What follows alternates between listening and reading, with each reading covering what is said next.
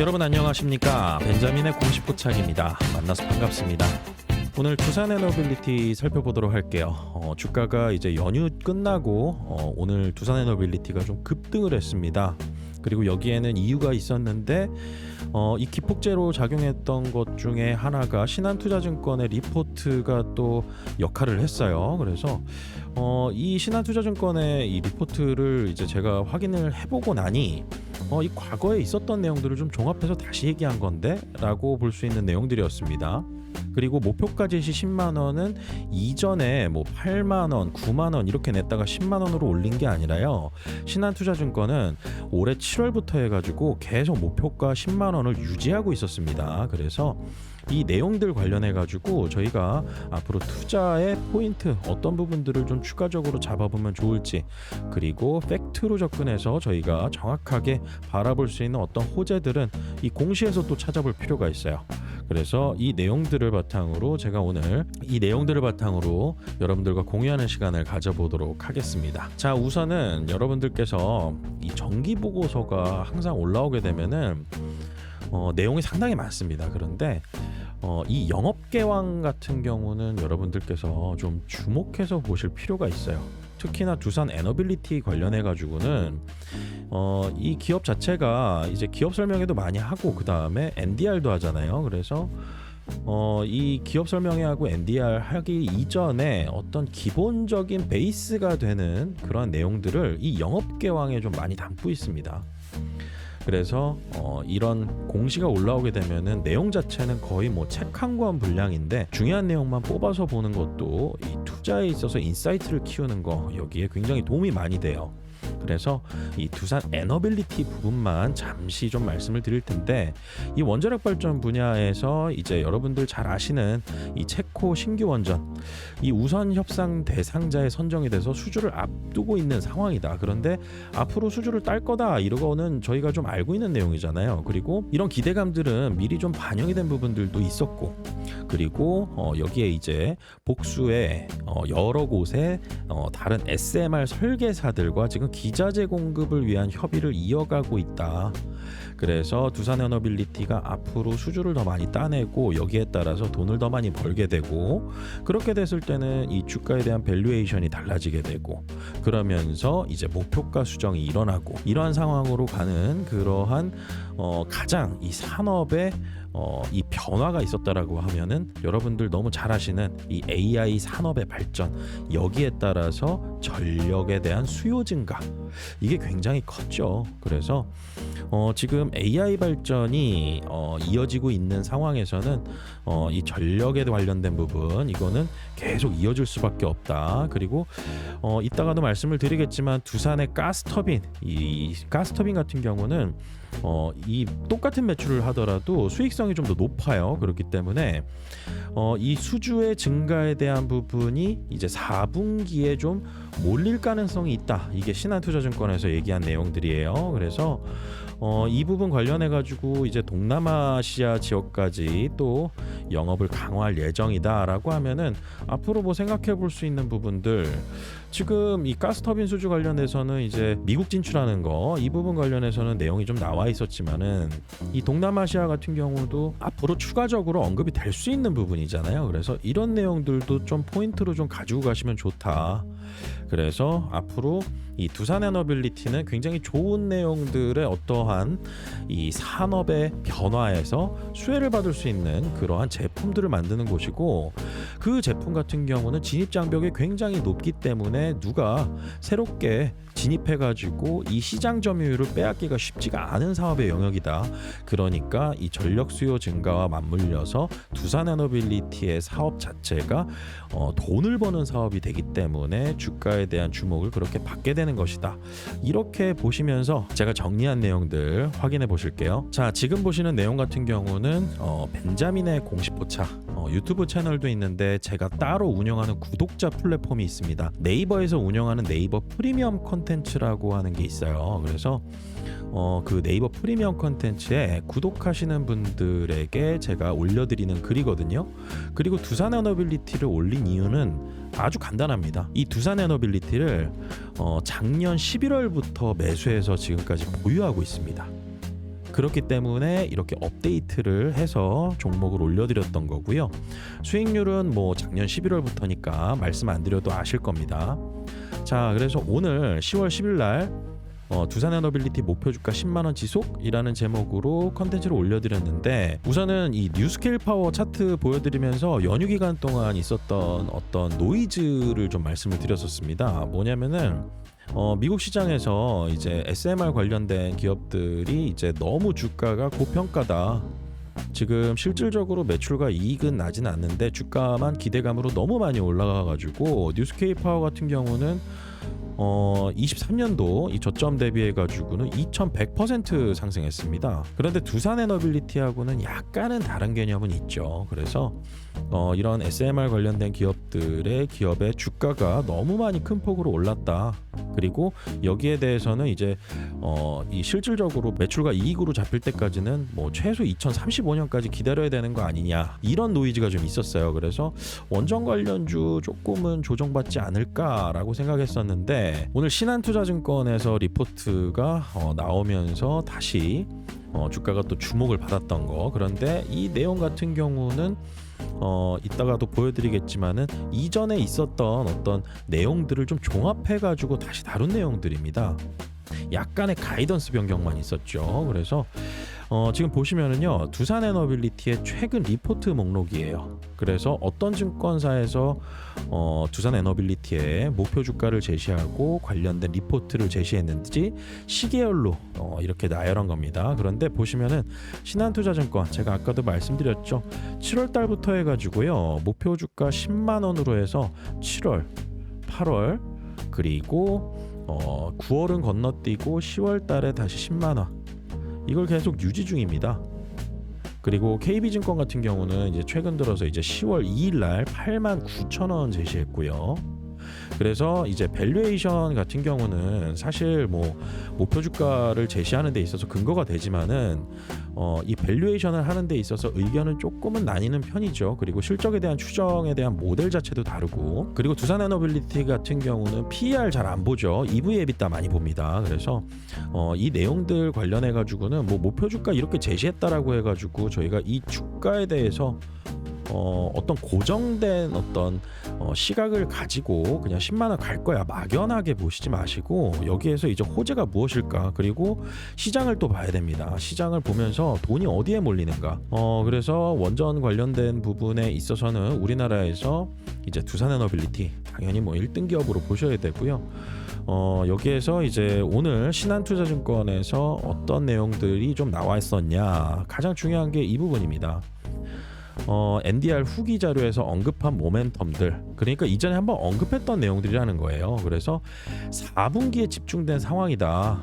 그리고 하반기에 좀 더 늘어날 가능성이 있다라는 것은 이제 공시에서도 좀 나와 있었어요. 그리고 이 부분 관련해서 4가지가 있었는데, 첫 번째로 체코 원전 관련 수주 가이던스, 이게 3.8조 원에서 증액 가능성이 좀 존재할 수도 있다라는 거, 가능성입니다, 말 그대로. 그래서 이 부분 관련해서는 이제 추측에 대한 부분이 있고 아직 현실화된 부분은 아닙니다. 그리고 뉴스케일 관련된 부분, 그래서 전력 구매 계약은 아직 미체결된 상태인데 이 내용 관련해 가지고는 기사를 좀 한번 볼 필요가 있어요. 그래서 기사 내용을 좀 잠시 체크해 본다라고 하면요, 아까 그 리포트에서는 굉장히 영어로 약자가 좀 많이 이제 이렇게 써 있는데요.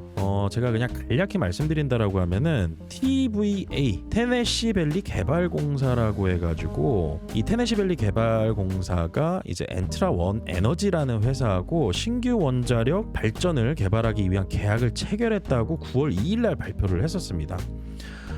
이 엔트라원 에너지 같은 경우는 플랫폼 회사거든요. 그래서 민간 투자 자금을 모아가지고 이렇게 들어오는 곳입니다. 그리고 이 민간 투자 자금이기 때문에 실질적으로 이 전력을 구매하는 회사가 또 있을 거 아니겠어요. 데이터 센터 같은 경우도 전력을 구매하는 계약을 체결합니다.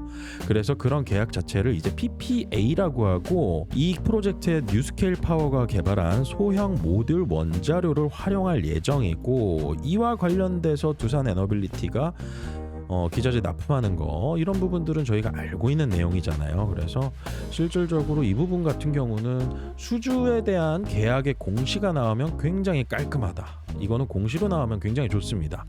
그리고 이와 관련돼서 이 풍문이나 보도, 이 추측성 기사들이 올라오면서 이제 두산에너빌리티가 계속 해명은 하고 있는데 확정되면 얘기하겠다라고 지금 공시를 하고 있어요. 이 내용이 아까 이 신한투자증권에서 나왔던 그 내용입니다. 그리고 또 하나 이제 말씀드린다라고 하면은 미국 가스터빈 시장, 아까도 제가 공시에서 터빈 관련해서 말씀드렸죠. 가스터빈. 이 두산에너빌리티에서 직접 보도 자료를 낸 겁니다. 25년도 1월에요. 그리고 이게 좀 4분기에 집중될 가능성이 있다. 그런데 집중된다라고 한다는 것은 여러분들 이렇게 생각을 해보셔야 됩니다.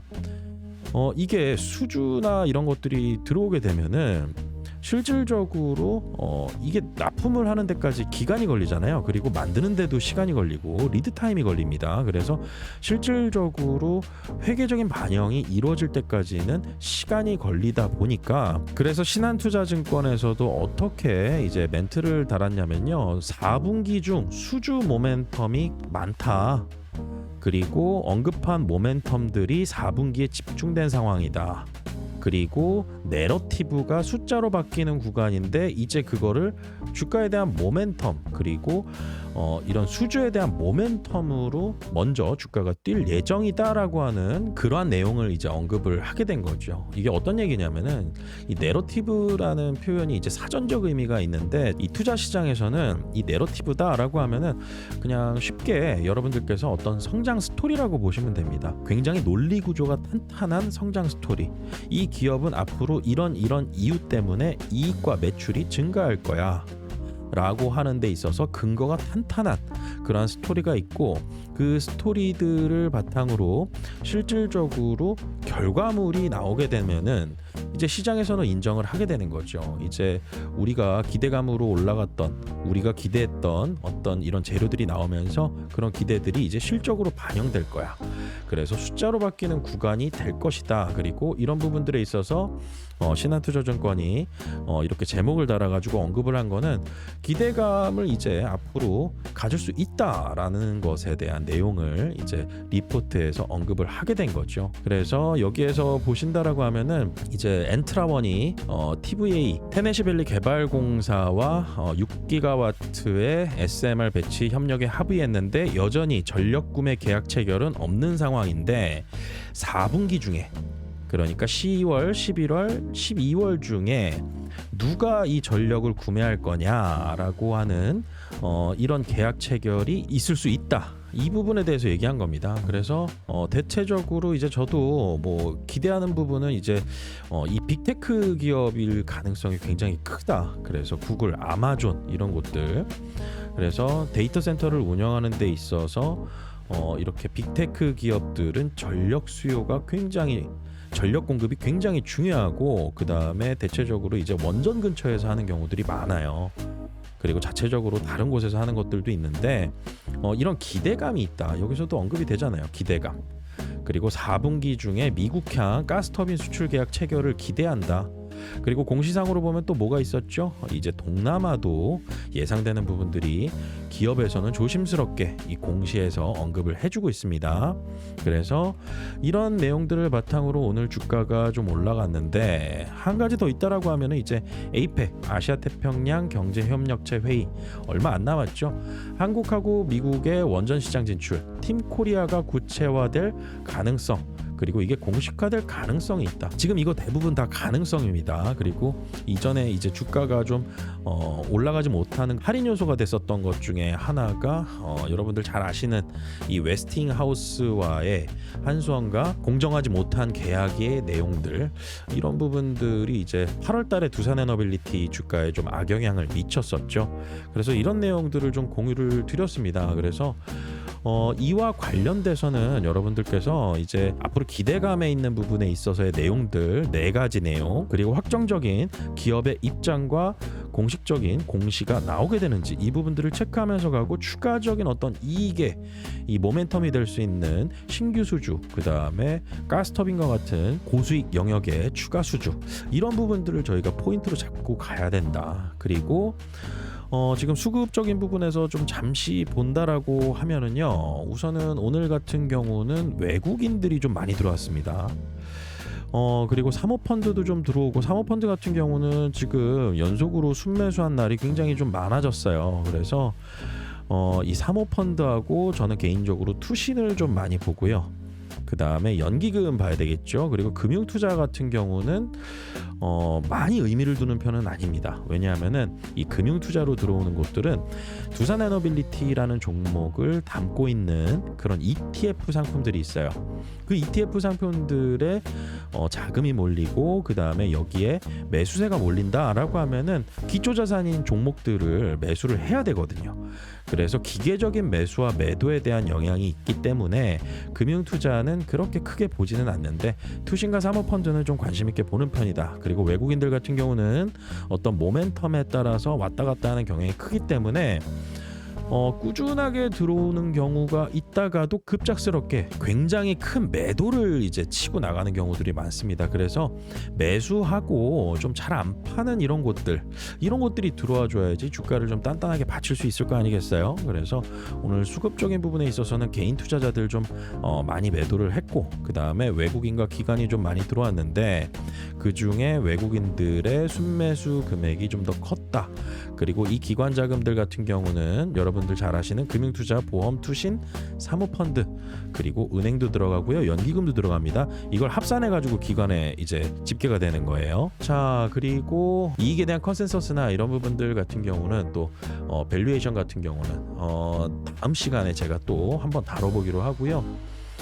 오늘 이제 내용을 바탕으로 제가 이 두산에너빌리티 같은 경우는 담고 있는 종목이라고 해서 여러분들께 말씀을 드렸던 부분도 있었고, 그리고 제가 운영하는 이런 유튜브 채널도 있지만 실질적으로 제가 이 구독자분들에게 프리미엄 컨텐츠를 제공하는, 오늘은 좀 오픈을 해드렸어요. 그래서 여러분들께서 공지사항, 그 다음에 사칭 채널 주의 이런 부분들 확인하시면서 문의하시고 싶은 내용 있으시면은 아까 그 전화번호와 그 다음에 네이버 접속이 되어 있다라고 하면 톡톡 상담하기 눌러서 저한테 문의해 주시면 됩니다. 그러면은 제가 포트폴리오에 담고 있는 종목들, 그리고 어떻게 지금 이 종목을 가져가면 될지, 그리고 제가 실시간으로 업데이트 해드리는 주요 내용들 함께 확인해 보실 수 있으니까요. 앞으로 저 벤자민과 함께 정보 공유 잘 하시고요. 좋은 투자 수익 기회도 잘 만들어 가시길 바라겠습니다. 오늘 영상 마치겠습니다. 구독과 좋아요는 큰 힘이 됩니다. 벤자민이었습니다.